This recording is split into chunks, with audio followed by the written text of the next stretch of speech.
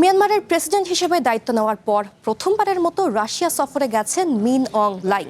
পশ্চিমা নিষেধাজ্ঞা ও আন্তর্জাতিক চাপ উপেক্ষা করে আন্তর্জাতিক গ্রহণযোগ্যতা অর্জন এবং রাশিয়ার সাথে দ্বিপক্ষীয় ও কৌশলগত সম্পর্ক জোরদার করাই তার এই সফরের প্রধান লক্ষ্য। হার না মানা হার অফার। সর্বনিম্ন 10,000 টাকা রেমিটেন্স নগদে পাঠালে থাকছে স্বর্ণের হার জেতার সুযোগ।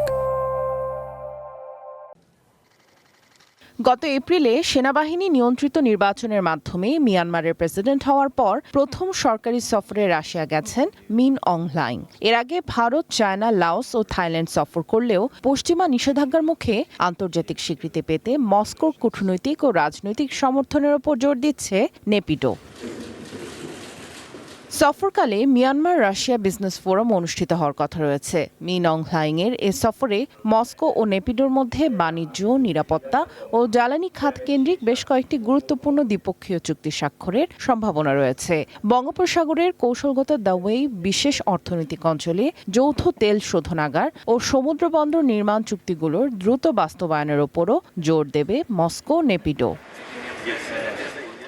মঙ্গলবার ক্রেমলিনে রাশিয়ার প্রেসিডেন্ট ভ্লাদিমির পুতিনের সাথে দ্বিপক্ষীয় বৈঠকে বসার কথা রয়েছে মিয়ানমার প্রেসিডেন্টের। এই সফরে দুই দেশের মধ্যে প্রতিরক্ষা, জ্বালানি ও অবকাঠামো সহ বেশ কয়েকটি গুরুত্বপূর্ণ খাতে চুক্তি স্বাক্ষর হওয়ার কথা রয়েছে। এর আগে 2021 থেকে 2025 সাল পর্যন্ত 4 বার রাশিয়া সফর করেছিলেন সামরিক জান্তা প্রধান। 2025 সালে প্রেসিডেন্ট পুতিনের সাথে বৈঠকে মিয়ানমারে ক্ষুদ্রাকৃতির পারমাণবিক বিদ্যুৎ কেন্দ্র নির্মাণ ও জ্বালানি খাতে বিশাল রুশ বিনিয়োগের চুক্তি স্বাক্ষরিত হয়, যা এখন বাস্তবায়নের পথে। প্রতিরক্ষা ক্ষেত্রেও দুই দেশের সম্পর্ক পৌঁছেছে নতুন উচ্চতায়। মিয়ানমারের সামরিক সরকারের সবচেয়ে বড় অস্ত্র সরবরাহকারী দেশ রাশিয়া গণতন্ত্রকামী প্রতিরোধ যোদ্ধা ও জাতিগত বিদ্রোহী গোষ্ঠীগুলোর নিয়ন্ত্রণে থাকা অঞ্চলে হামলায় ব্যাপকভাবে ব্যবহৃত হচ্ছে রুশ যুদ্ধবিমান।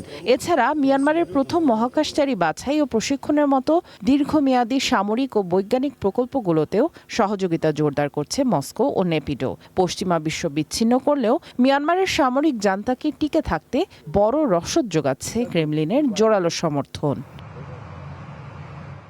সামিয়া জান্নাহ, ওয়ান ইন্টারন্যাশনাল ডেস্ক।